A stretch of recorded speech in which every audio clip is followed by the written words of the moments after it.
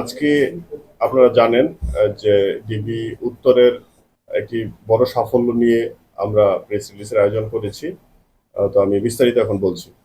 ঢাকা জেলা পুলিশের অভিভাবক জনাব শামীমা পারভীন পুলিশ সুপার মহোদয়ের নির্দেশনায় ডিবি উত্তরের একটি চৌকস টিম গতকালকে রাত 11:30টার সময় সাভারের নিরিবিলি বাস স্ট্যান্ড, নিরিবিলি একটা হোটেল আছে, হোটেলের সামনে আহ, এটা হচ্ছে আপনার স্মৃতিসৌধ থেকে এই ধামরাইয়ের যে রোডটা আছে এই রোডে গোপন সংবাদের ভিত্তিতে আমাদের একটা চেকপোস্ট বসানো হয়। আমরা পরবর্তীতে আমাদের গোয়েন্দা তথ্য এবং তথ্য প্রযুক্তির মাধ্যমে আমরা আমাদের টার্গেটকে পেয়ে সিগন্যাল দিলে তারপরে আমাদের একটা প্রাইভেট কার আমরা পাই। প্রাইভেট কারটি চেক করার পরে আমরা প্রাইভেট কারে 42 কেজি গাঁজা পাই এবং দুজন ম্যান পাই।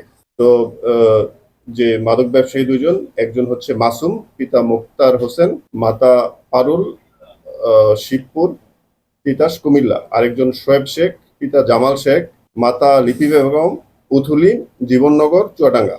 এই 42 কেজি গাঁজা তারা প্রাথমিক জিজ্ঞাসাবাদে জানায় যে কুমিল্লা অথবা ব্রাহ্মণবাড়িয়া থেকে তারা ক্রয় করে ঢাকা আরিচা মহাসড়ক দিয়ে চুয়াডাঙ্গায় বিক্রি করার উদ্দেশ্যে যাচ্ছিল।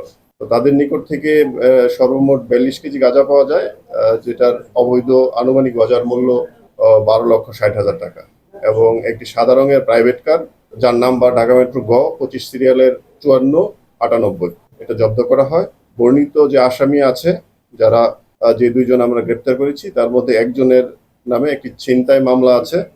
আসামিদের বিরুদ্ধে আমরা মাদকদ্রব্য নিয়ন্ত্রণ আইনে মামলা দায়ের প্রস্তুতি নিচ্ছি এবং বিজ্ঞ আদালতে তাদেরকে সেন্ড করার প্রস্তুতি নিচ্ছি এবং আমরা রিমান্ড আবেদন করব। রিমান্ডে নিয়ে তাদের নিবিড় জিজ্ঞাসাবাদে আমরা আরো বিস্তারিত রহস্য বা আরো কে কে জড়িত, কোথায় যাচ্ছে, সবগুলো বিষয়ে আমরা আরো জানতে পারবো।